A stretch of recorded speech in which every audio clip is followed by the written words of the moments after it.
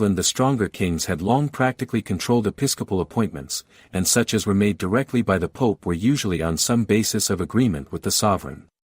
The chief political posts were filled by churchmen, partly because few laymen could vie with them in learning or experience, and partly because the emoluments of high churchly office made such appointments inexpensive for the royal treasury. Naturally, in such appointments, ability and usefulness in the royal service were apt to be more valued than spiritual fitness.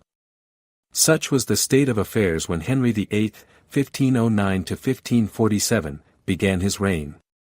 Some Wycliffianism existed in humble circles and occasionally came under churchly censure. Humanism had entered England and had found supporters in limited groups among the educated.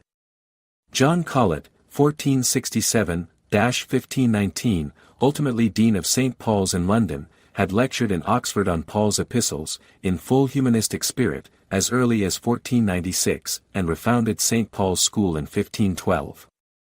Erasmus had taught in Cambridge from 1511 to 1514, having first visited England in 1499, and he made many friends there. One of these was the excellent John Fisher, 1469–1535, Bishop of Rochester, and another, the famous Sir Thomas More, 1478–1535. Yet there was little in the situation at the beginning of Henry VIII's reign that made a change in the existing ecclesiastical situation seem possible. One trait of the national life was conspicuous, however, which was to be the basis of Henry VIII's support. That was a strongly developed national consciousness, a feeling of England for Englishmen that was easily aroused to opposition to all foreign encroachment from whatever source. Henry VIII, who has been well described as a tyrant under legal forms, was a man of remarkable intellectual abilities and executive force, well read and always interested in scholastic theology, sympathetic with humanism, popular with the mass of the people, but egotistic, obstinate, and self-seeking. In the early part of his reign he had the support of Thomas Wolsey, 1475–1530, who became a privy councillor in 1511, and in 1515 was made Lord Chancellor by the King and Cardinal by Pope Leo X, thenceforth he was Henry's right hand. When Luther's writings were received in England their use was forbidden, and Henry VIII published his assertion of the Seven Sacraments against Luther in 1521, which won from Leo X the title, Defender of the Faith.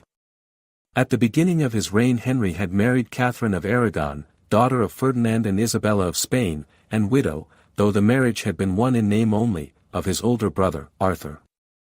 A dispensation authorizing this marriage with a deceased brother's wife had been granted by Julius II in 1503.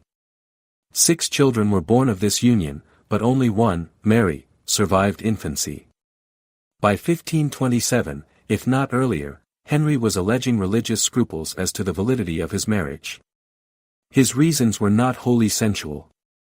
Had they been, he might well have been content with his mistresses. A woman had never ruled England. The Wars of the Roses had ended as recently as 1485. The absence of a male heir, should Henry die, would probably cause civil war. It was not likely that Catherine would have further children. He wanted another wife, and a male heir.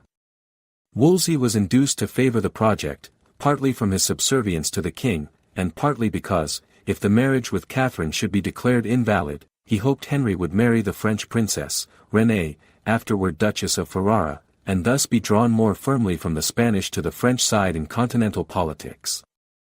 Henry, however, had other plans. He had fallen in love with Anne Boleyn, a lady of his court. A complicated negotiation followed, in which Wolsey did his best to please Henry, while Catherine behaved with dignity and firmness, and was treated with cruelty. Probably an annulment of the marriage might have been sec. Break with the papacy altogether, or to so threaten papal control as to secure his wishes.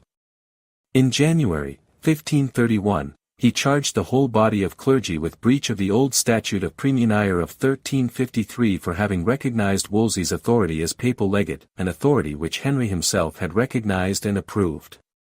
He not only extorted a great sum as the price of pardon, but the declaration by the convocations in which the clergy met, that in respect to the Church of England, he was single and supreme Lord, and, as far as the law of Christ allows, even supreme head. Early in 1532, under severe royal pressure, Parliament passed an act forbidding the payment of all annates to Rome save with the king's consent. In May following, the clergy in convocation agreed reluctantly, not only to make no new ecclesiastical laws without the king's permission, but to submit all existing statutes to a commission appointed by the king. About January 25, 1533, Henry secretly married Anne Boleyn. In February Parliament forbade all appeals to Rome. Henry used the conditional prohibition of annates to procure from Pope Clement VII confirmation of his appointment of Thomas Cranmer as Archbishop of Canterbury. Cranmer was consecrated on March 30. On May 23, Cranmer held court and formally adjudged Henry's marriage to Catherine null and void. On September 7, Anne Boleyn bore a daughter, the Princess Elizabeth, later to be queen. While these events were occurring, Clement VII had prepared a bull threatening excommunication against Henry on July 11, 1533. Henry's answer was a series of statutes obtained from Parliament in 1534, by which all payments to the Pope were forbidden, all bishops were to be elected on the king's nomination, and all oaths of papal obedience, Roman licenses, and other recognitions of papal authority done away. The two convocations now formally abjured papal supremacy. In November, 1534, Parliament passed the famous Supremacy Act, by which Henry and his successors were declared the only supreme head in earth of the Church of England, without qualifying clauses, and with full power to redress heresies and abuses. This was not understood by the king or its authors as giving spiritual rights, such as ordination, the administration of the sacraments and the like, but in all else it practically put the king in the place of the pope. The breach with Rome was complete. Nor were these statutes in any way meaningless. In May, 1535, a number of monks of one of the most respected orders in England, that of the Carthusians, or Charterhouse, were executed under circumstances of peculiar barbarity, for denying the king's supremacy. In June and July the two most widely known subjects of the king, Bishop John Fisher and Sir Thomas More, distinguished alike for character and scholarship, were beheaded for the same offence. For his work, Henry had found a new agent in Thomas Cromwell, 1485-1540, a man of very humble origin, a soldier, merchant, and moneylender by turns, of whom Wolsey had made much use as business and parliamentary agent. By 1531 Cromwell was of the Privy Council, in 1534 Master of the Rolls, and in 1536, layman that he was, vice-regent for the king in ecclesiastical affairs. Henry was hungry for ecclesiastical property, both to maintain his lavish court and to create and reward adherents. The Reformation everywhere was marked by these confiscations, and late in 1534 he commissioned Cromwell to have the monasteries visited and report on their condition. The alleged facts, the truth or falsity of which is still a disputed matter, were laid before Parliament, which in February, 1536, adjudged to the king, his heirs and assigns forever, to do and use therewith his and their own wills, all monastic establishments having an income of less than £200 annually. The number thus sequestered was 376. Meanwhile Henry had been in part relieved from the danger of foreign intervention by T. N.D. were primarily those of ecclesiastical politics rather than religious conviction. The disturbed state of the country gave opportunity for a real, though as yet not numerous, Protestant party. In origin it seems to have been more indigenous than imported, and to have followed more at first the pathway shown by Wycliffe than by Luther. Like Wycliffe, it looked to the state to reform the church, and viewed the riches of the church as a hindrance to its spirituality. Hence this party had little fault to find with Henry's assertions and confiscations. Like Wycliffe, it valued the circulation of the Bible, and came more and more to test doctrine and ceremony by conformity to the Scriptures. As the German revolt developed, it came to feel more and more continental influences. A conspicuous leader was William Tyndale, 14922-1536. Eager to translate the New Testament, and unable to have it published in England, he found refuge on the continent in 1524, visited Luther, and published a really admirable translation from the Greek in 1526. Churchly and civil authorities tried to suppress it, but it was a force in spreading the knowledge of the Scriptures. Tyndale himself died a martyr in Vilvoorde, near Brussels, in 1536. Tyndale's friend, John Frith, 1503-1533, found refuge in Marburg, and thence returned to England, only to be arrested and burned in London in 1533 for denying the doctrines of purgatory and transubstantiation.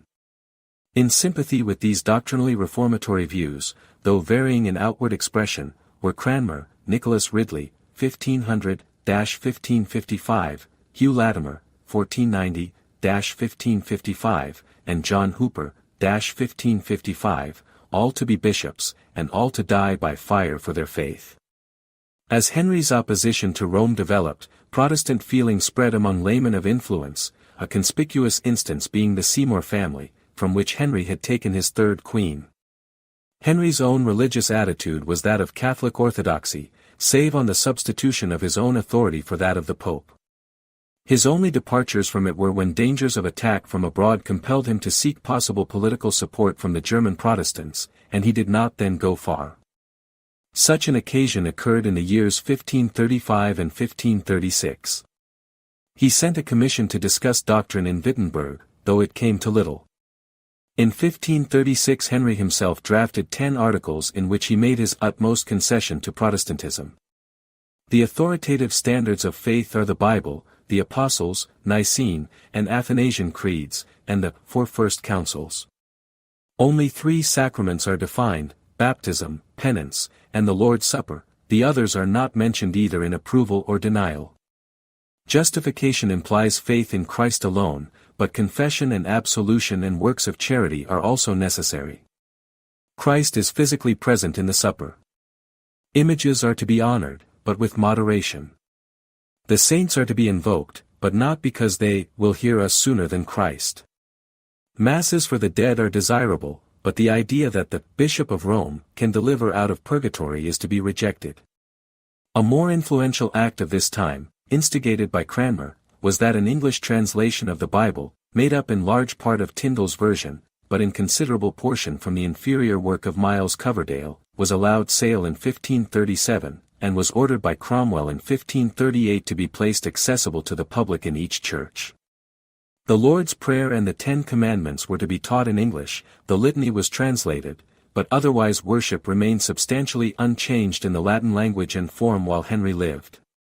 Henry's work during these years had been free from foreign interference, because Charles V and Francis I were at war from 1536 to 1538. With the arrival of peace his dangers greatly increased.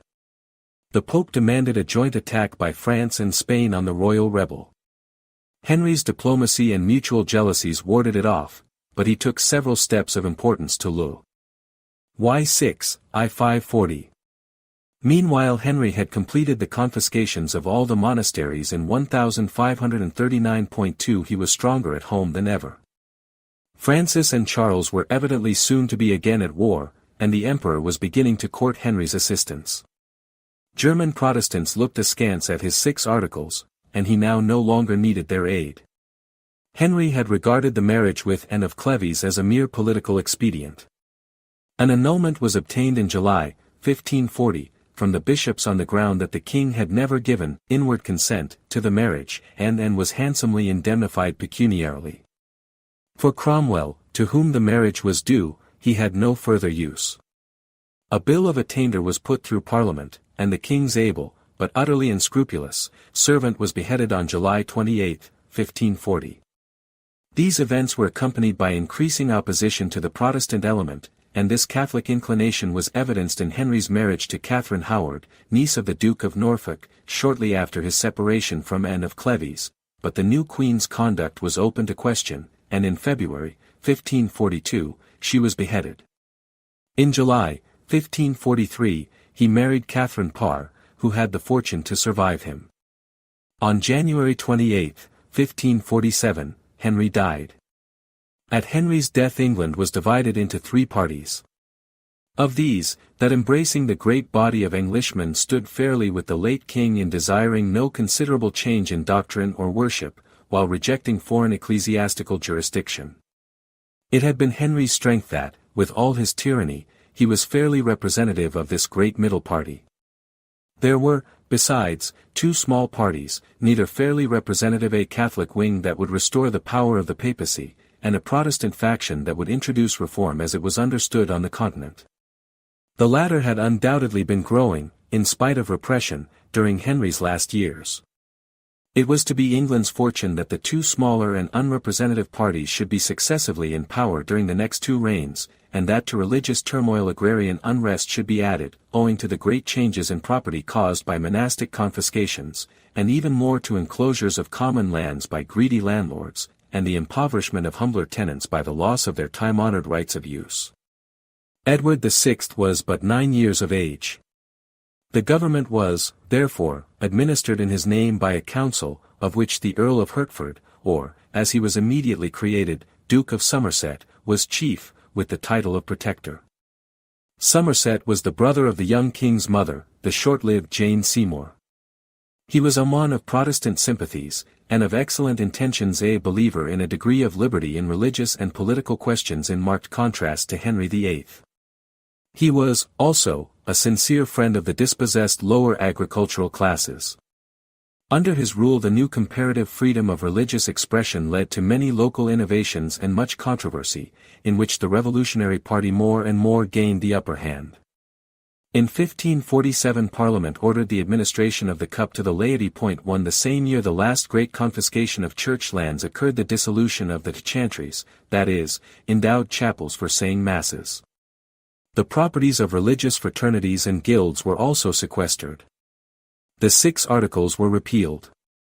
Early in 1548 images were ordered removed from the churches. The marriage of priests was made legal in 1549. The confusion soon became great, and as a means at once of advancing the reforms and securing order, Parliament, on January 21, 1549, enacted an Act of Uniformity, by which the universal use of a Book of Common Prayer in English was required. This book, known as the First Prayer Book of Edward VI, was largely the work of Cranmer, based on the older English services in Latin, with some use of a revised Roman breviary, published in 15. Asian of Scotland, in which the Scots were terribly defeated, on September 10, 1547, at Pinkie, but by which his main purpose was frustrated. The angered Scottish leaders hastened to betroth Mary to the heir of France, the later Francis II, an event of prime significance for the Scottish Reformation. Somerset's fall came about, however, through causes creditable to himself. He realized the agrarian discontent, and believed that efforts should be furthered to check enclosures. In this he had the bitter opposition of the landowning classes, of whom none were more greedy than the recent purchasers of monastic property. Extensive risings took place in 1549. They were put down with difficulty, largely by the efficiency of the Earl of Warwick. Thus in favour with the propertied classes, Warwick headed a conspiracy which thrust Somerset from his protectorate in October, 1549.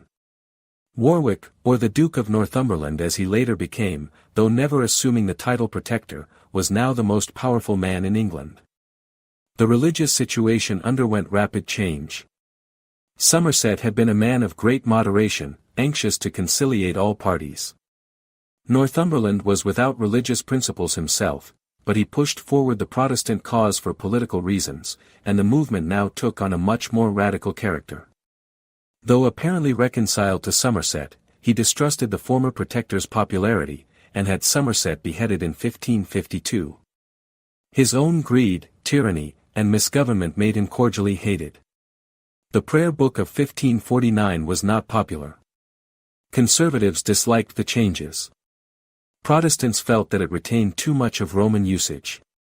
These criticisms were supported by a number of foreign theologians of prominence, driven from Germany by the interim, who found welcome in England, of whom the most influential was Butzer of Strasbourg.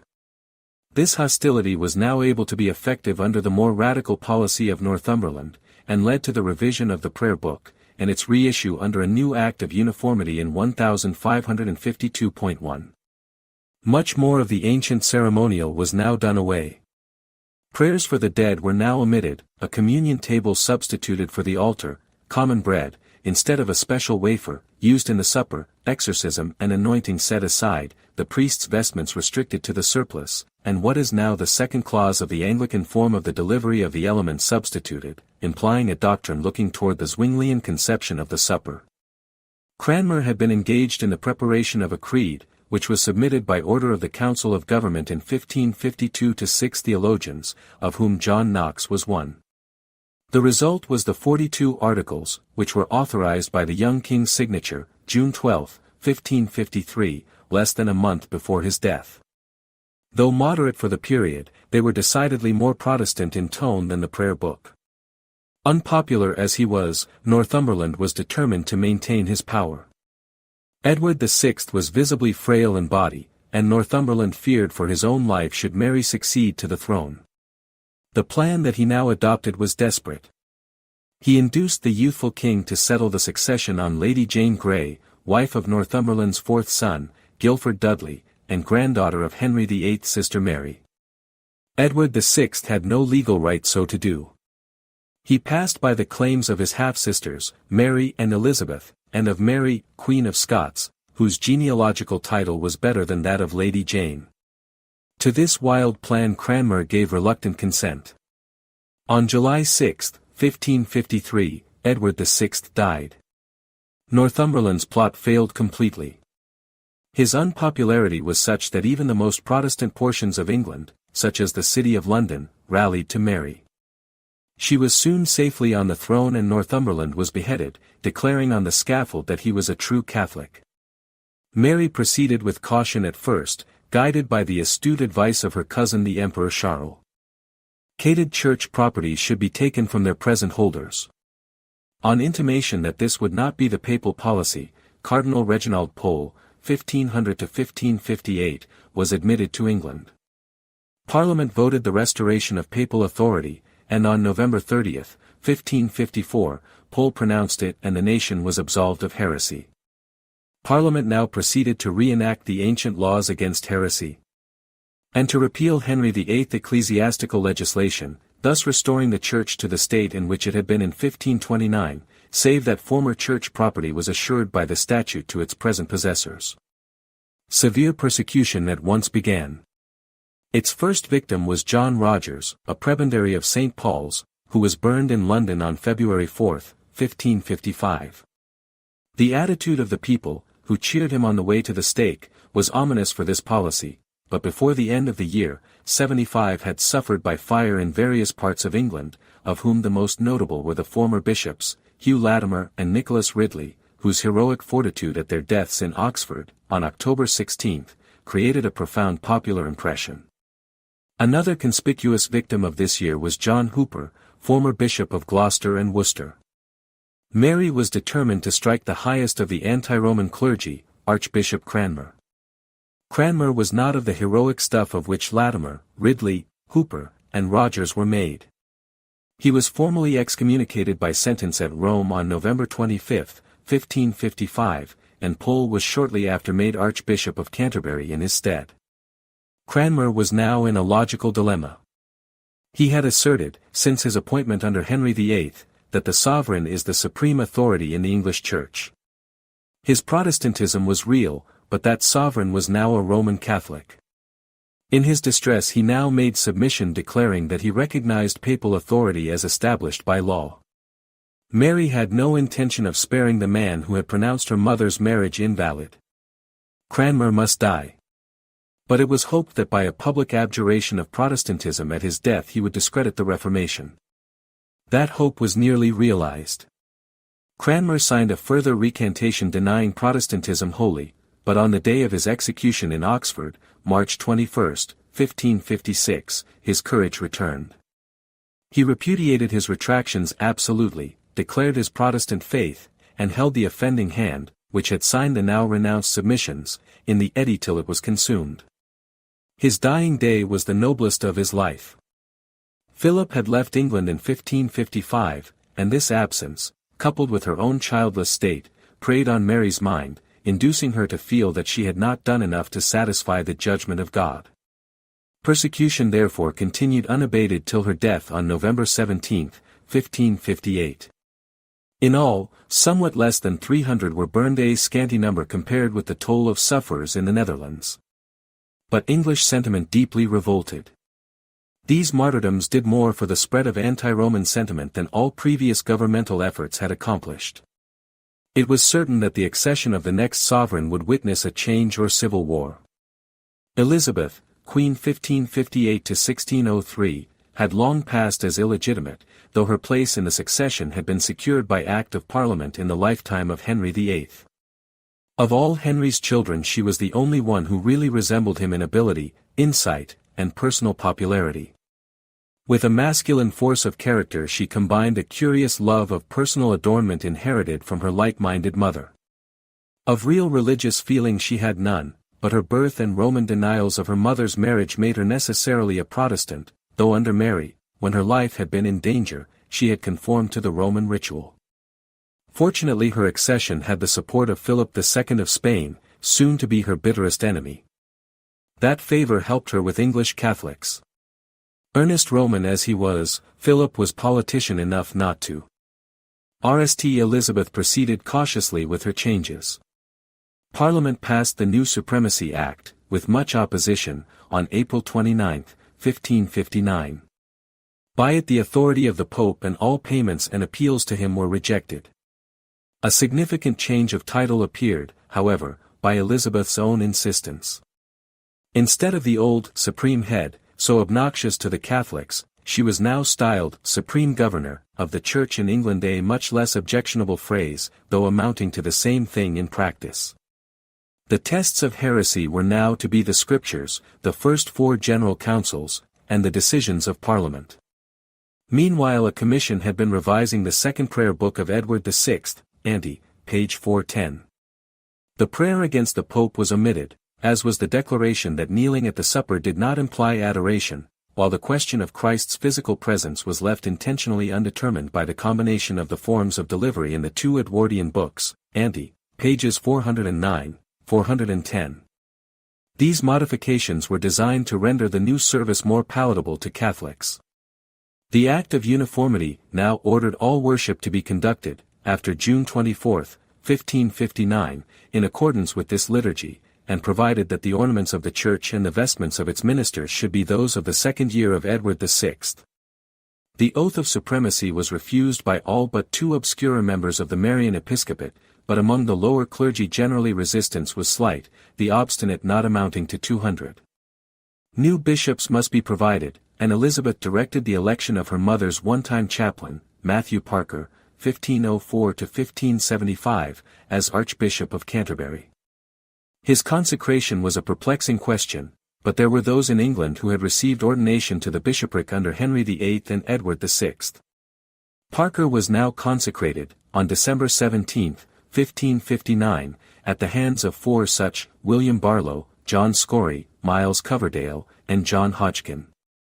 The validity of the Act, on which the apostolic succession of the English episcopate depends, has always been strongly affirmed by Anglican divines, while attacked by Roman theologians, on various grounds, and declared invalid by Pope Leo XI in 1896, for defect in intention. Thus inaugurated, a new Anglican episcopate was speedily established. A definition of the Creed, other than implied in the prayer book, was purposely postponed, but in 1563 the 42 Articles of 1553, ante, page 410, were somewhat revised, and as the famous 39 Articles, became the statement of faith of the Church of England. Thus, by 1563 the Elizabethan settlement was accomplished. It was threatened from 2 sides, from that of Rome, and, even more dangerously, from the earnest reformers who wished to go further and soon were to be nicknamed Puritans. The remarkable feature of the English revolt is that it produced no outstanding religious leader, no Luther, Zwingli, Calvin, or Knox. Nor did it, before the beginning of Elizabeth's reign, manifest any considerable spiritual awakening among the people. Its impulses were political and social. A great revival of the religious life of England was to come, the earlier history of which was to be coincident with Elizabeth's reign, but which was to owe nothing to her. Section X, the Scottish Revolt. At the dawn of the 16th century Scotland was a poor and backward country. Its social conditions were medieval. The power of its kings was small. Its nobles were turbulent. Relatively its church was rich in land, owning about 1/2 that of the country, but churchly positions were largely used to supply places for younger sons of noble houses, and much clerical property was in the hands of the lay nobles. The weak monarchy had usually leaned on the church as against the lay nobility. Education was backward, though universities had been founded in the 15th century in St Andrews, Glasgow, and Aberdeen. Compared with continental seats o. 8 of Scotland, and his nephew, Cardinal David Beaton, 1494–1546, his successor in the same see. Though King James V, reigned 1513–1542, was nephew of Henry VIII, and his grandson, James VI, was to become James I of England in 1603 and unite the two crowns after the death of Elizabeth, James V threw in his fortunes with France, marrying successively a daughter of Francis I, and, after her death, Mary of Lorraine, of the powerful French Catholic family of Guise. This latter union, so important in the history of Scotland, was to have as its fruit Mary, Queen of Scots. Some Protestant beginnings were early made in Scotland. Patrick Hamilton, 1504–1528, who had visited Wittenberg and studied in Marburg, preached Lutheran doctrine, and was burned on February 29, 1528. The cause grew slowly. In 1534 and 1540 there were other executions. Yet, in 1543 the Scottish Parliament authorized the reading and translation of the Bible. It was but a temporary phase, due to English influence, and by 1544 Cardinal Beaton and the French party were employing strong repression. Chief of the preachers at this time was George Wishart, 1513–1546, who was burned by Cardinal Beaton on March 2, 1546. On May 29 Beaton himself was brutally murdered, partly in revenge for Wishart's death and partly out of hostility to his French policy. The murderers gained possession of the castle of St Andrews and rallied their sympathizers there. In 1547 a hunted Protestant preacher, apparently a convert and certainly a friend of Wishart, of no considerable previous conspicuity, took refuge with them and became their spiritual teacher. This was John Knox, to be the hero of the Scottish Reformation. Born in or near Haddington, between 1505 and 1515, Knox's early career was obscure. He was certainly ordained to the priesthood, but when Wishart was arrested he was with that martyr, and prepared to defend him. French forces sent to reduce the rebels in St Andrews Castle compelled its surrender, and Knox was carried to France to endure for 19 months the cruel lot of a galley slave. Released at length, he made his way to England, then under the Protestant government ruling in the name of Edward VI, became one of the royal chaplains, and in 1552 declined the bishopric of Rochester. The accession of Mary compelled his flight, in 1554, but the English refugees whom he first joined in Frankfurt were divided by his criticisms of the Edwardian prayer book, and he soon found a welcome in Geneva, where he became an ardent disciple of Calvin, and labored on the Jean Van version of the English Bible, later so valued by the English Puritans. Meanwhile the English had alienated Scotland more than ever by the defeat of Pinkie, in 1547. Mary, Queen of Scots, had been betrothed to the heir to the French throne and sent to France for safety in 1548, while her mother, the Guise, Mary of Lorraine, became Regent of Scotland in 1554. To a large portion of the Scottish nobles and people this full dependence on France was as hateful as any submission to England could have been. Protestantism and national independence seemed to be bound together, and it was in this double struggle that Knox was to be the leader. Knox now dared to return to Scotland, in 1555, and preached for 6 months, but the situation was not yet ripe for revolt, and Knox returned to Geneva to become the pastor of the Church of English-speaking refugees there. He had, however, sowed fruitful seed. On December 3, 1557, a number of Protestant and anti-French nobles in Scotland entered into a covenant to establish the most blessed word of God and his congregation, from which they were nicknamed the Lords of the Congregation. 2 additional fuel was given to this descent by the marriage of Mary to the French heir on April 24, 1558. Scotland now seemed a province of France, for should there be a son of this union he would be ruler of both lands, and the French grip was made doubly sure by an agreement signed by Mary. Were wrecked and monastic property sacked, to Knox's disgust, in many parts of Scotland. On July 10, 1559, Henry II of France died, and Mary's husband, Francis II, became king in his stead.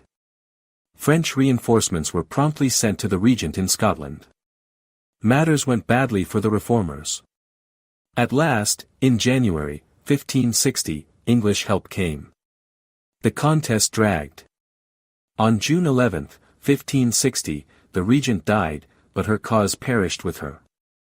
On July 6 a treaty was made between France and England by which French soldiers were withdrawn from Scotland, and Frenchmen were debarred from all important posts in its government. The revolution had triumphed through English aid, but without forfeiting Scottish national independence, and its inspirer had been Knox. In this contest the Scottish middle classes had first shown themselves a power, and their influence was for the newer order. The victorious party now pushed its triumph in the Scottish Parliament. On August 17, 1560, a Calvinistic confession of faith, largely prepared by Knox, was adopted as the creed of the realm. A week later the same body abolished papal jurisdiction, and forbade the Mass under pain of death for the third offence. For though the King and Queen in France refused their approval, the majority of the nation had spoken. Knox and his associates now proceeded to complete their work. In December, 1560, a meeting was held which is regarded as the first Scottish General Assembly. In January following the first Book of Discipline was presented to the Parliament. It was a most remarkable document, attempting to apply the system worked out by Calvin to a whole kingdom, though the Presbyterian system was far from thoroughly developed as yet. In each parish there should be a minister and elders holding office with the consent of the congregation. Minister and elders constituted the disciplinary board, the later session with power of excommunication. In the larger towns were to be meetings for discussion, out of which presbyteries were to grow. Over groups of ministers and congregations were synods, and over all the General Assembly. The need of the times and the inchoate state of the Church led to two further institutions: readers, in places where there were no ministers or the work was large, and superintendents, without spiritual authority, but with administrative right to oversee the organization of parishes, and recommend ministerial candidates. Besides these ecclesiastical features, the book sketched out notable schemes of national education and for the relief of the poor. Knox would have church, education, and poor supported from the old church property, but here the book met the resistance of Parliament, which did not adopt it, though many of the body approved. The ecclesiastical constitution gradually came into force, but the nobles so possessed themselves of church lands that the church, from relatively to the means of the country one of the richest, became one of the poorest in Christendom. This relative poverty stamped on it a democratic character, however, that was to make the Church of Scotland the bulwark of the people against encroachments by the nobles and the crown. All observances not having scriptural authority were swept away. Sunday was the only remaining holy day. For the conduct of public worship Knox prepared a Book of Common Order, sometimes called Knox's Liturgy, which was approved by the General Assembly, in 1564.1. It was largely based on that of the English congregation in Geneva, which in turn was modelled on that of Calvin. It allowed, however, even more use of free prayer, the forms given being regarded as models, the strict employment of which was not obligatory, though the general order and content of the service were definite enough. Knox was soon obliged to defend what he had gained. King Francis II of France died on December 5, 1560, and in the following August Mary returned to Scotland. Her position as a youthful widow was one to exc. Aider of the Lords of the Congregation. She tried by personal interviews of great skill to win Knox, but he refused any overture and remained the soul of the Protestant party. Still the prospect darkened for him. Mary won friends. The Protestant nobles were divided. The Mass was increasingly being used. Knox had good reason to fear that Mary would give a Catholic king to Scotland by marrying some great foreign prince. A marriage with the son of Philip II of Spain was seriously discussed. Even more alarming for the Protestant cause in Scotland and England was Mary's actual marriage on July 29, 1565, to her cousin, Henry Stuart, Lord Darnley, 1545–1567, with whom she had fallen in love. Darnley's claim to the English throne stood next to that of Mary herself. He was popular with English Catholics, and though he had passed as a Protestant in England, he now avowed himself a Catholic. The marriage increased Elizabeth's danger at home and strengthened the Catholic party in Scotland. Moray opposed it, was driven from court, and soon into exile, and Mary made much progress in subduing, one after another, the Protestant lords who sympathized with Moray. She thus lost her wisest adviser. Thus far Mary had acted fairly shrewdly, but Scottish Protestantism was now saved by Mary's mistakes and want of self-control. Darnley was certainly disagreeable and vicious. Her feelings for him changed. On the other hand, his jealousy was roused by the favor which Mary showed to David Riccio, an Italian whom Mary employed as a foreign secretary, and who was looked upon by the Protestant lords as their enemy. Darnley and a number of Protestant nobles, therefore, entered into a plot by which Riccio was dragged from Mary's presence and murdered in the palace of Holyrood, on March 9, 1566. Mary behaved with great cunning. Dissembling her anger at the weak Darnley, she secured from him the names of his fellow conspirators, outlawed those who had actually participated in the deed, and took the others back into favor, of course with the knowledge on their part that they were received on sufferance. On June 19, 1566, Mary and Darnley's son was born, the future James VI of Scotland and James I of England. Mary never seemed surer on the Scottish throne. In reality Mary had never forgiven her husband, and she was now thrown much with a Protestant noble, James Hepburn, Earl of Bothwell, 1536-1578, a rough, licentious, but brave, loyal, and martial man, whose qualities contrasted with those of her weak husband. Bothwell now led in a conspiracy to rid Mary of Darnley, with how much share on the part of Mary herself is still one of the disputed questions of history. Darnley, who was recovering from smallpox, was removed by Mary from Glasgow to a house on the edge of Edinburgh, where Mary spent part of the last evening with him. Early on the morning of February 10, 1567, the house was blown up, and Darnley's body was found near it. Public opinion charged Bothwell with the murder, and it widely believed, probably with justice, that Mary also was guilty of it. At all events she heaped honors on Bothwell, who succeeded in securing acquittal by a farce of a trial. On April 24, Bothwell met Mary on one of her journeys and made her captive by a show of force, it was generally believed with her connivance. He was married, but he was divorced from his wife for adultery on May 3, and on May 15 he and Mary were married by Protestant rites. These shameless transactions roused general hostility in Scotland, while they robbed Mary, for the time, of Catholic sympathy in England and on the continent. Protestants and Catholics in Scotland joined forces against her. Just a month after the wedding Mary was a prisoner, and on July 24, 1567, she was compelled to abdicate in favor of her year-old son, and appoint Moray as regent, while she was herself imprisoned in Lochleven Castle. On July 29 John Knox preached the sermon at James VI coronation. With Mary's failure came the triumph. Encroachments of James VI, who compelled him to spend the last 16 years of his life in exile from his native land. Section 11.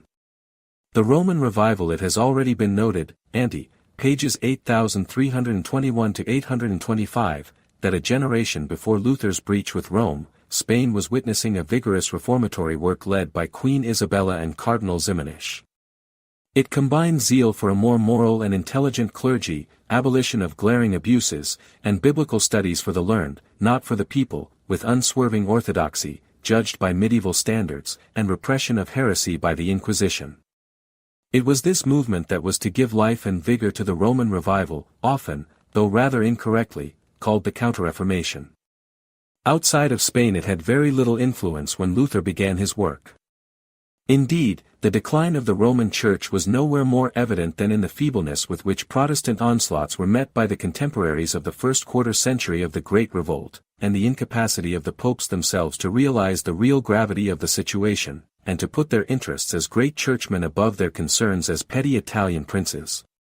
Though Adrian VI, 1522-1523, exhibited a real, though utterly ineffective, reformatory zeal, in the Spanish sense, during his brief and unhappy pontificate, neither his predecessor, Leo X, 1513-1521, nor his successor, Clement VII, 1528–1534, was in any sense a religious leader, and the political ambitions of the latter contributed materially to the spread of Protestantism.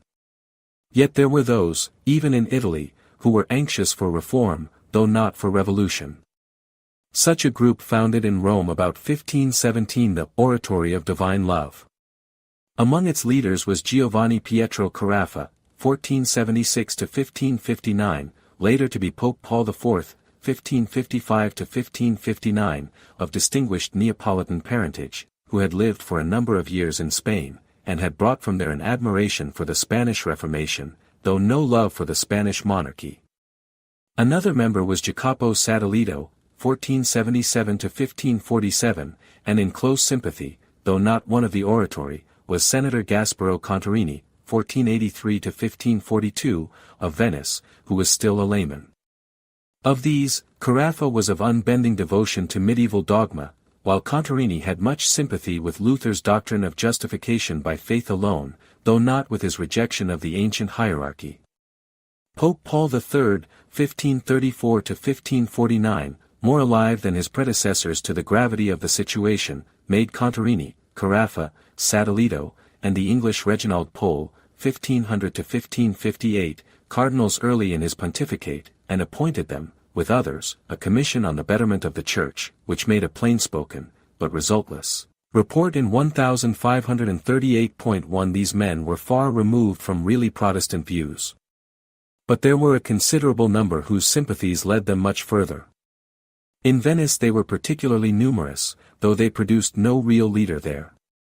In that city Breccioli's Italian translation of the New Testament was printed in 1530, and of the whole Bible in 1532. Ferrara's hospitality, under Duchess Renée, has already been noted in connection with Calvin, Ante, page 394. The most remarkable of these groups was that gathered in Naples about Juan Valdez, 1500–1541, a Spaniard of high rank, employed in the service of Charles V and a man of devout, evangelical mysticism. From his disciple, Benedetto of Mantua, came about 1540 the most popular book of this circle, The Benefits of Christ's Death. Among his adherents were Pietro Martiri Vermigli, 1500–1562, whose father had been an admirer of Savonarola, himself prior of the monastery of St. Peter in Naples, destined to be professor of Protestant theology in Strasbourg and Oxford, and Bernardino Ochino, 1487–1564, vicar general of the Capuchin order, later Protestant prebendary of Canterbury, pastor in Zurich, and ultimately a wanderer for erratic opinions. Another friend of this group was Carafa's own N. Universal Scale, though of course its actual establishment took place only where it had the support of friendly civil authority. Before it, the feeble beginnings of Italian Protestantism rapidly disappeared. One of the main weapons of the Catholic Counter-Reformation was thus forged. Much more important was a revival of missionary zeal which the fresh genius of Spain contributed to kindle Catholic enthusiasm. Viewed from any standpoint, Ignatius Loyola is one of the master figures of the Reformation epoch. Íñigo López de Recalde was born of a noble family in northern Spain in 1491.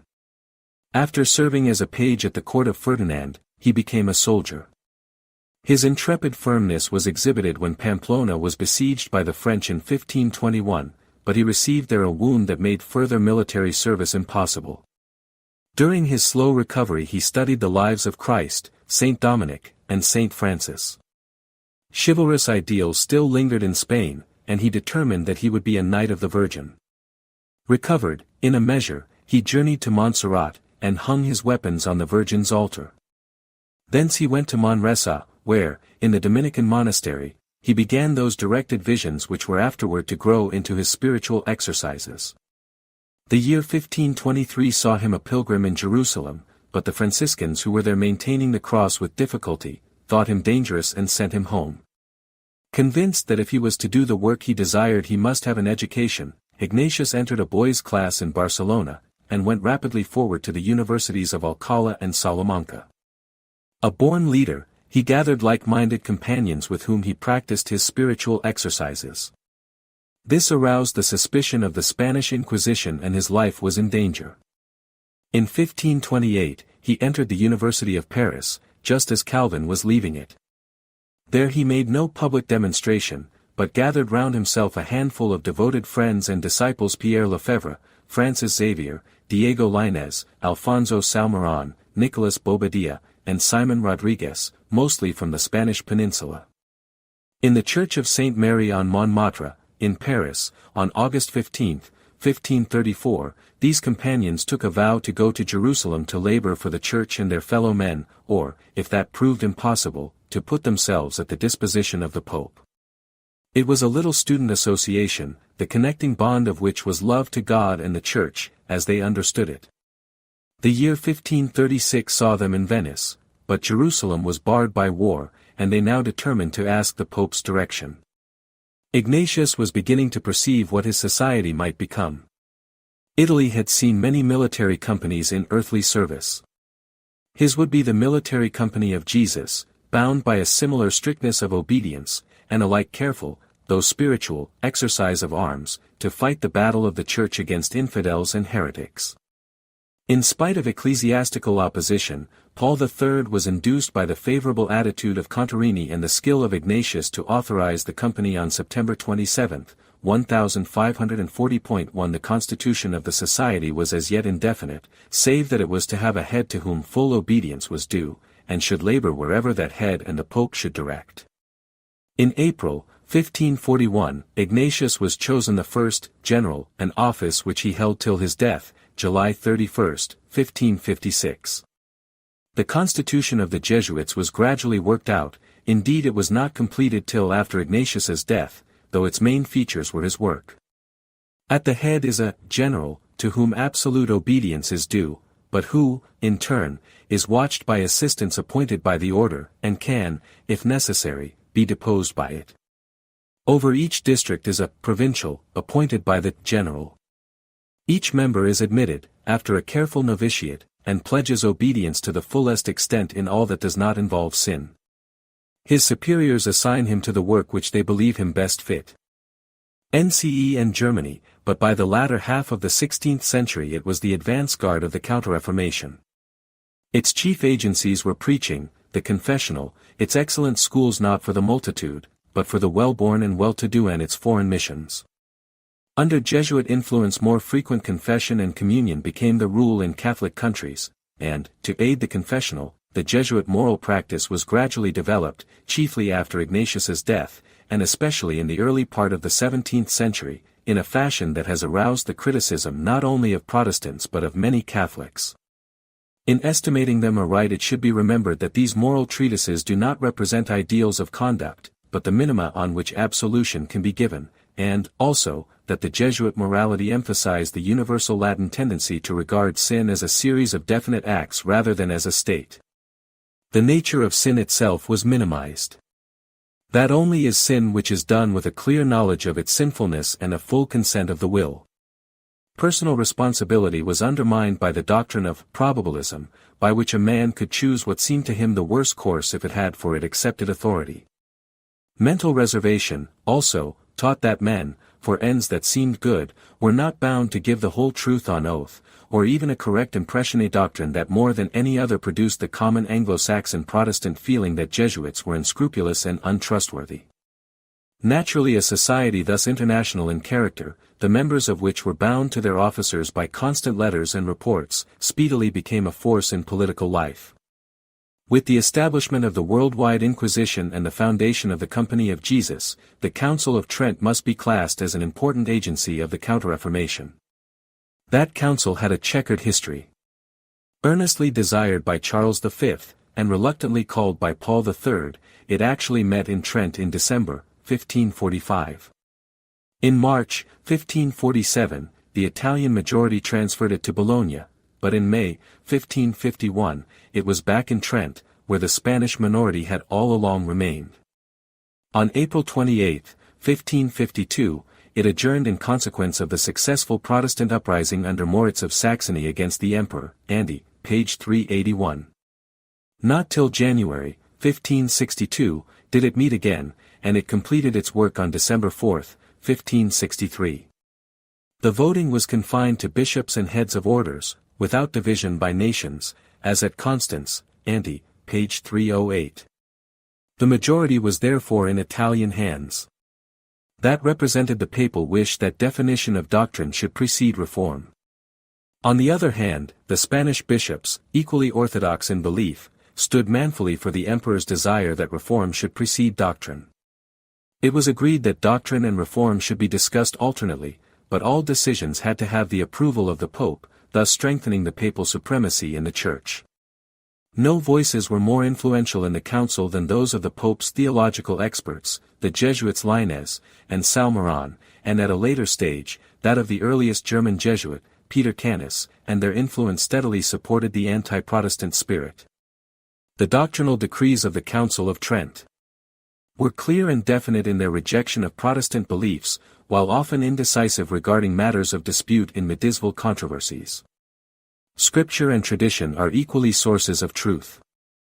The Church alone has the right of interpretation. Justification is skillfully defined, yet so as to leave scope for work merit. The sacraments are the medieval seven and defined in the medieval way. The result is ably expressed, but the Church had shut the door completely on all compromise or modification of medieval doctrine. Though the reforms effected by the Council were far from realizing the wishes of many in the Roman Church, they were not inconsiderate. Theology, he taught, is based on authority. The authority of Scripture rests on the sifting and approving power of the Church, which determines what is Scripture and what not, but as by no means all of Christian doctrine is contained in the Scripture, tradition, handed down and sifted by the Church, is another authoritative basis. The middle of the 16th century witnessed a change in the prime interest of the holders of the papacy. They were still Italian temporal princes, but the concerns of the Church had now assumed the first place. With Paul IV, Carafa, 1555–1559, the Counter-Reformation reached the papal throne, with the result that many of the abuses of the Curia were done away. Rome was a more somber, a much more ecclesiastical, city than in the Renaissance, but the popes were now prevailingly men of strict life, religious earnestness, and strenuous Catholicism. The result of all these influences was that by 1565 Catholic earnestness had been revived. A new spirit, intense in its opposition to Protestantism, medieval in its theology, but ready to fight or to suffer for its faith, was widespread. Against this renewed zeal Protestantism not merely ceased to make new conquests, its hold on the Rhineland and in southern Germany was soon shaken in considerable measure. Catholicism began to hope to win back all that it had lost. This Catholic revival was also characterized by a large development of mystical piety, in which, as in so much else, Spain was the leader. The chief traits of this religious life were self-renouncing quietism, a raising of the soul in contemplation and voiceless prayer to God till a union in divine love, or in ecstasy of inner revelation, was believed to be achieved. Often ascetic practices were thought to aid this mystic exaltation. Conspicuous in this movement were Teresa de Jesus, 1515–1582, of Avila, and Juan de la Cruz, 1542–1591, of Ontiveros, in Spain. François de Sales, 1567–1622, nominally Bishop of Geneva, to whose efforts the winning for Catholicism of the portions of Savoy near Geneva was due, represented the same type of piety, and it was spread in France by his disciple, Jean-François Frémiat de Chantal, 1572–1641. It was combined with extreme devotion to the Church and its sacraments. It satisfied the religious longings of more earnest Catholic souls, and the Church, in turn, recognized it by enrolling many of its exemplars among the saints. Catholic zeal went forth, in full measure, also, in the work of foreign missions. These were primarily the endeavor of the monastic orders, notably the Dominicans and Franciscans, with whom from its foundation the Company of Jesus eagerly shared in the labor. To the work of these orders the Christianity of southern, central, and large parts of North America is due. They converted the Philippines. Most famous of these Roman missionaries was Ignatius's original associate, Francis Xavier, 1506–1552. Appointed by Ignatius missionary to India, at the request of King John III of Portugal, he reached Goa in 1542 and began a career of marvelous activity. In Goa he founded a missionary college, he preached throughout southern India, in 1549 he entered Japan and began a work which had reached large dimensions, when its severe repression was undertaken by the native rulers in 1612. Xavier died, in 1552, just as he was entering China. His work was superficial, an exploration rather than a structure, but his example was a contagious influence of far-reaching force. In China the labor which Xavier had attempted was begun, in 1581, by the Jesuit Matteo Ricci, 1552–1610, but his desire to be all things to all men led him to compromise with ancestor worship, a relaxation which missionaries of other Catholic orders strongly opposed. In India the converts were almost entirely from outcasts or low-caste ranks.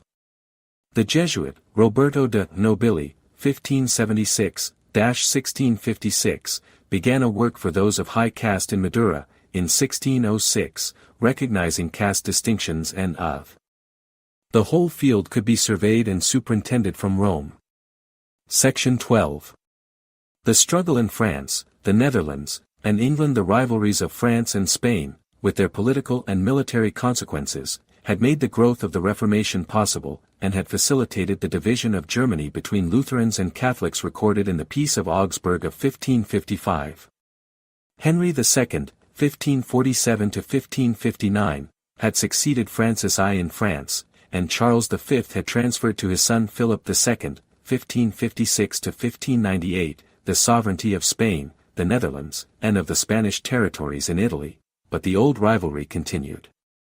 In war, however, Philip II at first proved more successful than his father had been, and the battles of St. Quentin in August, 1557, and Gravelines in July, 1558, forced France to the Treaty of Cateau-Cambrésis of April 2, 1559. That treaty was a reckoning point in the history of Europe. France abandoned the long struggle for Italy. Spanish leadership was evidently first in Europe, and had largely bound France to follow, or at least not to oppose, its interests. Protestantism was confronted by a much more politically united Catholicism than it had yet met. The political head of that Catholicism was Philip H. of Spain, methodical, industrious, patient, and inflexibly determined, who saw as his God-appointed task the extirpation of Protestantism, and bent every energy to its accomplishment. The next 30 years were to be the time of chief peril in the history of Protestantism. The point of highest danger was, perhaps, in the year 1559, when after the death of Henry II, in July, the crown passed to Francis II, whose wife was Mary, Queen of Scots, and by her own claim Queen of England also. Yet even Philip's ardent Catholicism was not willing to see a combination so dangerous to Spain as that of France, Scotland, and England under a single pair of rulers.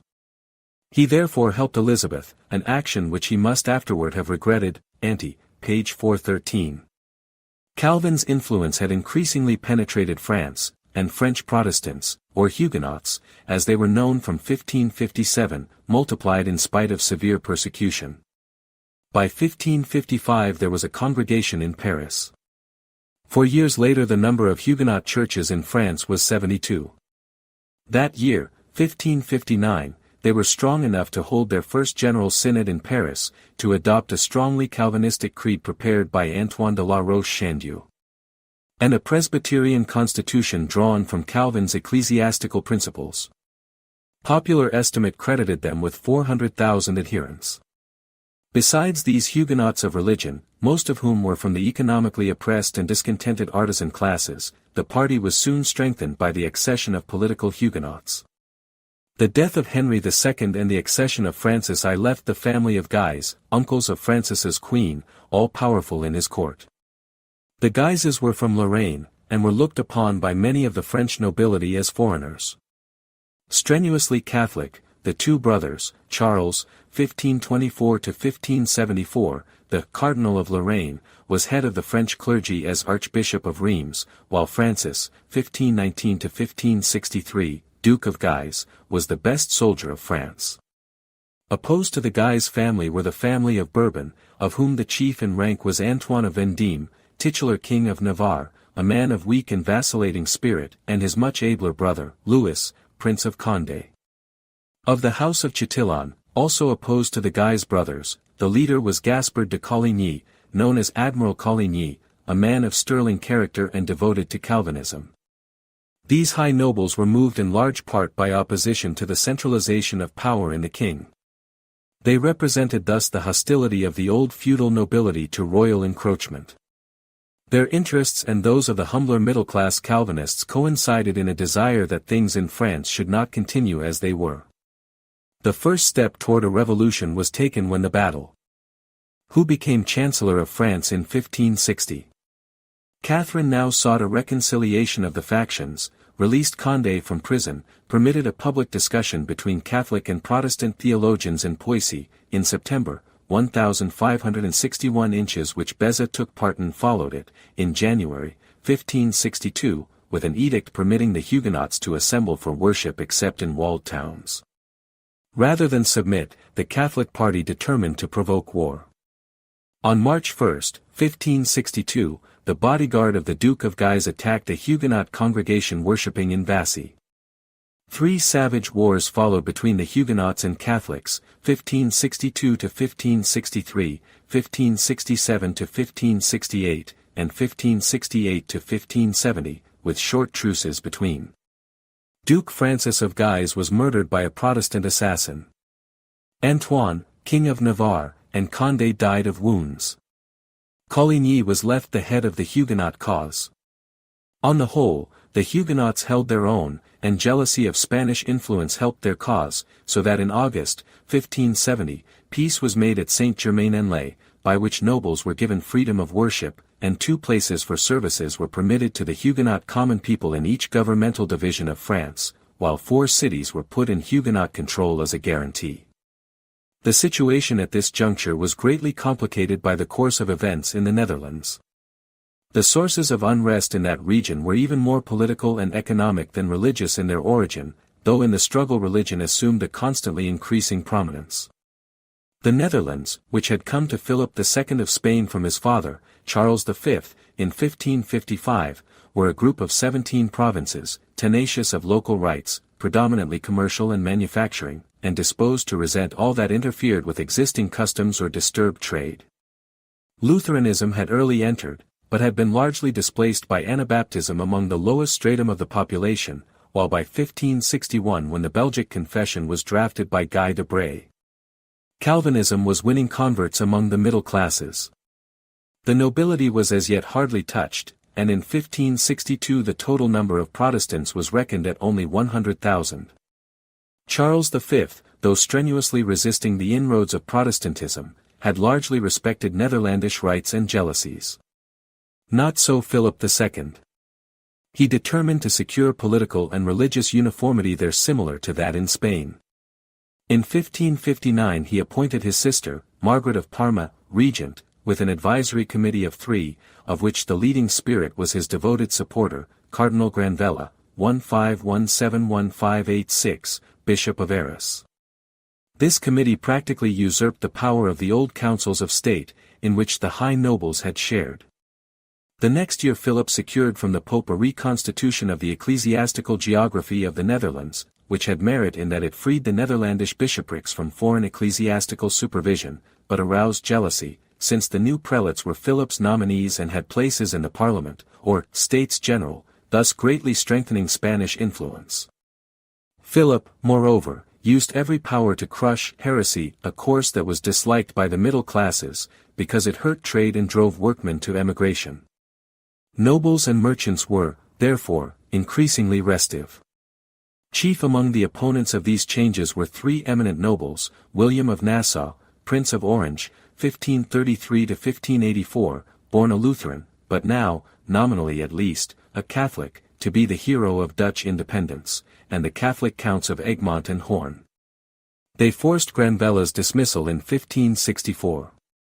Philip now saw in them the chief hindrance to his plans.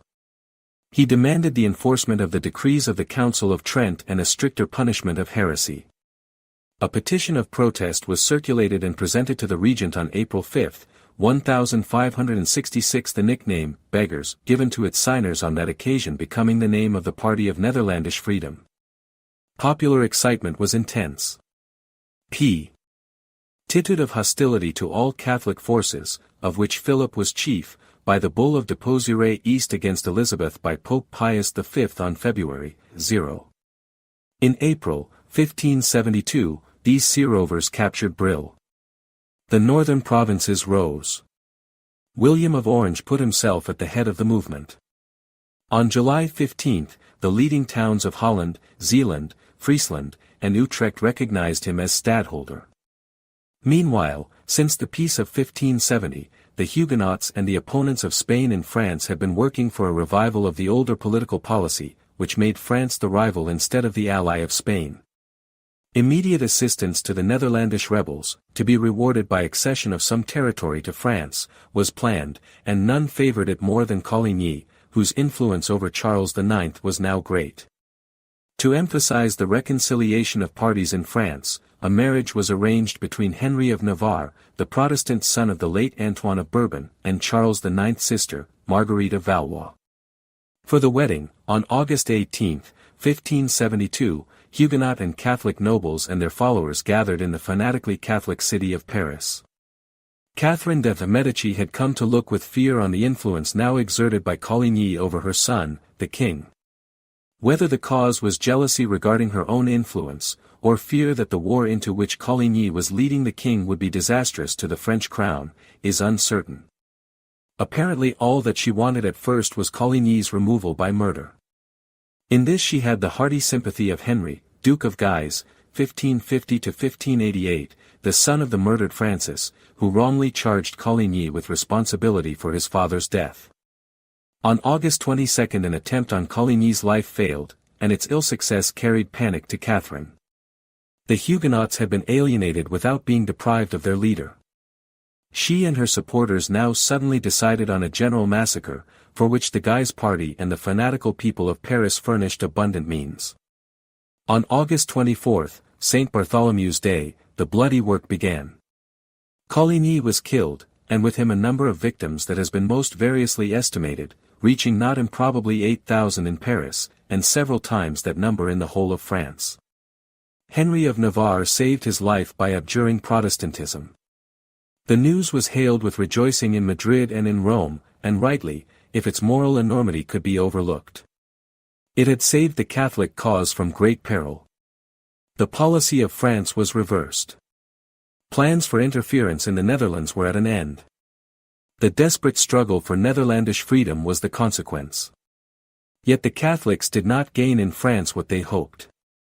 The 4th, 5th, 6th, and 7th Huguenot Wars, 1573, 1574–1576, 1577, 1580, ran their course of destruction and misery, but the Huguenots were not crushed. Charles IX died in 1574 and was succeeded as king by his vicious brother, Henry III, 1574–1589. A division among the Catholics themselves was developing. There had long been a considerable element which, while Catholic in religion, felt that the protracted wars were ruining the land and permitting foreign, especially Spanish, intrigue. They believed that some basis of peace with the Huguenots should be reached, and were known as the Politiques. On the other hand, those who put religion first and were willing to see France become a mere appanage of Spain, if thereby Catholicism could triumph, had been for some time organizing associations in various parts of France to maintain the Roman Church. In 1576 these were developed into a general league, led by Henry of Guise and supported by Spain and the Pope. Its existence drove the Politiques more and more into alliance with the Huguenots, who found their political head in Henry of Navarre, he having reasserted his Protestant faith in 1576. The massacre of St. Bartholomew shattered the hopes of William of Orange for the speedy expulsion of Spain from the Netherlands. The T.W. make a triumphal entry into Brussels. John of Austria died, a disappointed man, in October, 1578, but he was succeeded by his nephew, Alexander Farnese, Duke of Parma, 1545–1592, a general and a statesman of commanding talents. Matters went better for the Spanish cause. Parma played on the jealousies of the Catholic South and the Calvinist North. The former united in the League of Arras for the protection of Catholicism in January, 1579, the latter replied the same month by the Union of Utrecht. Protestants left the south for the north by the thousands, many Catholics went southward. Ultimately the 10 southern provinces were saved by Parma for Spain, and modern Belgium is his monument. The 7 northern states declared their independence of Spain in 1581, and though much remained to be done before all dangers were past, their freedom was so strongly entrenched that not even the murder of William of Orange, on July 10, 1584, by a fanatic encouraged by Parma, could overthrow it. During this struggle the Calvinistic churches of the Netherlands had been shaping. The first national synod had been held outside of Netherlandish territory, in Emden, in 1571. William of Orange had accepted Calvinism 2 years later. In 1575 a university was established in Leiden, soon to be famed for its learning in theology and the sciences. The Reformed Church of the Netherlands was, like the Huguenot Church of France, Presbyterian in constitution, though its degree of independence of state control was long a matter of controversy, and varied with the different provinces. The severity of the struggle for national independence, the wish to secure the aid of all who were friendly to it, and the mercantile spirit led the Protestant Netherlands to a larger degree of toleration than elsewhere at the time in Christendom. Catholics were not, indeed, allowed public worship or political office, but they had right of residence and employment. To the Anabaptists William of Orange granted in 1577 the first protection in rights of worship that they anywhere received. This degree of toleration, partial as it was, soon made the Netherlands a refuge for the religiously oppressed and added to the strength of the nation. Yet the death of their wise leader, William of Orange, brought great peril to the revolted Netherlands.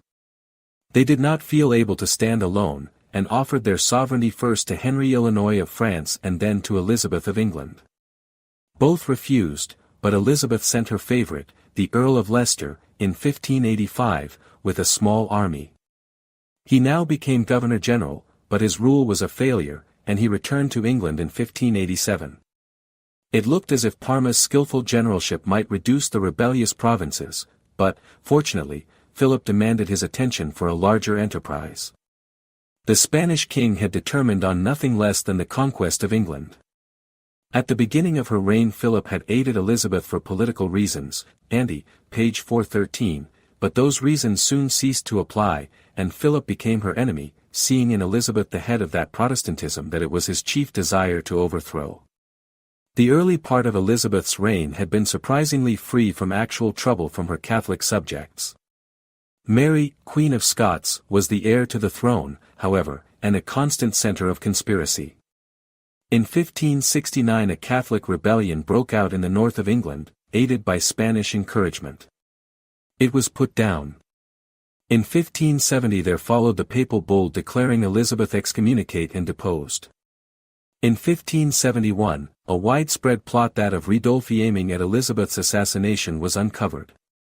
Elizabeth was saved by the new turn of French affairs just before the massacre of St. Bartholomew, Ante, page 435, and the outbreak of the Netherlands Rebellion. Parliament answered by making a tax on Elizabeth's person, orthodoxy, or title to the throne, high treason. For the immediate present, however, England had comparative peace. His during Elizab. Affleck rising there, and the death or dethronement of Elizabeth. His work was most unfortunate for his fellow Catholics.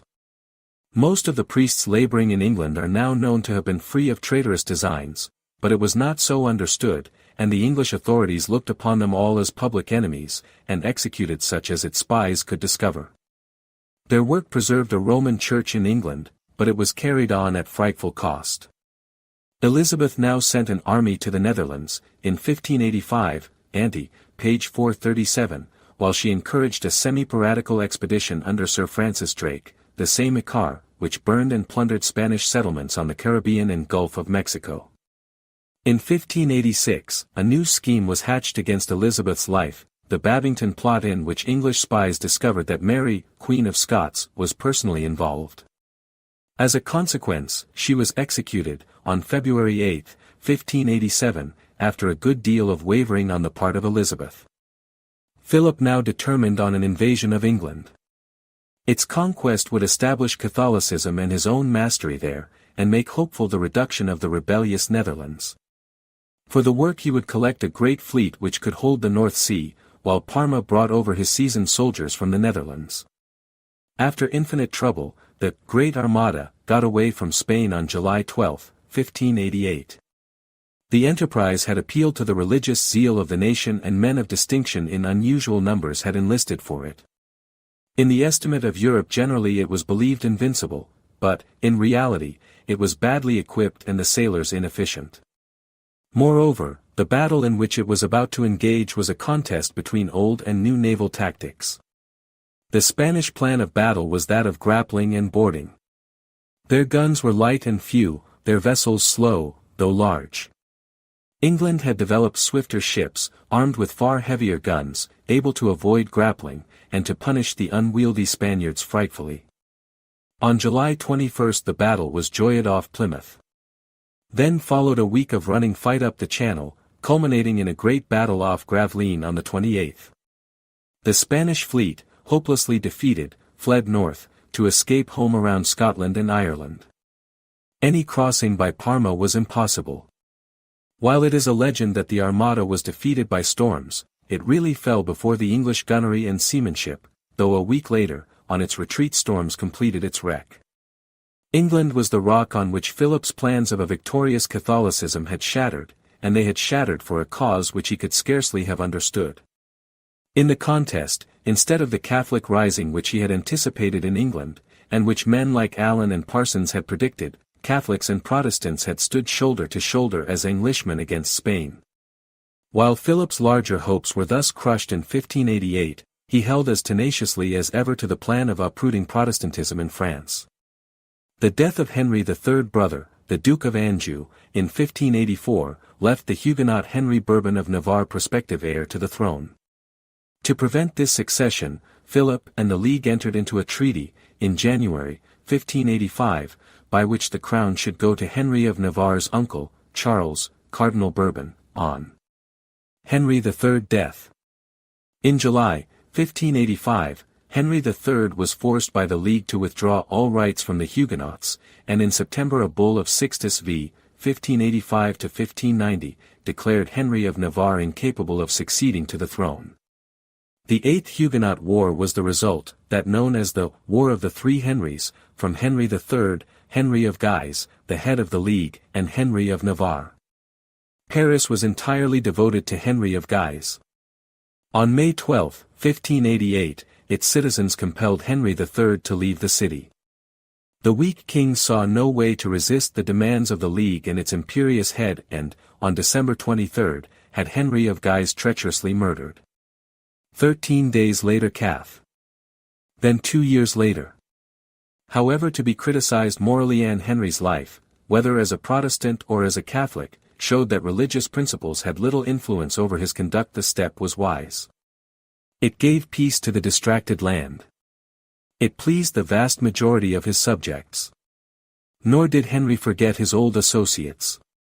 In April, 1598, the Edict of Nantes was issued, by which the Huguenots were admitted to all public office. Public worship was permitted wherever it had existed in 1597, save in Paris, Reims, Toulouse, Lyons, and Dijon, and children of Huguenots could not be forced to receive Catholic training. Certain fortified towns were placed in Huguenot hands as guarantees. The same year, 1598, Philip II died, on September 13, convinced to the end that what he had done was for the service of God, but having failed in his great life effort to overthrow Protestantism. The Huguenot churches now entered on their most prosperous period. Their organization was completed, and their schools at Sedan, Saumur, Montauban, Nîmes, and elsewhere flourished. They were a political corporation within the state. As such, they were opposed by the centralizing policy of Richelieu, Louis XIII Great Minister. In 1628, Rochelle was taken from them, and their political semi-independence ended.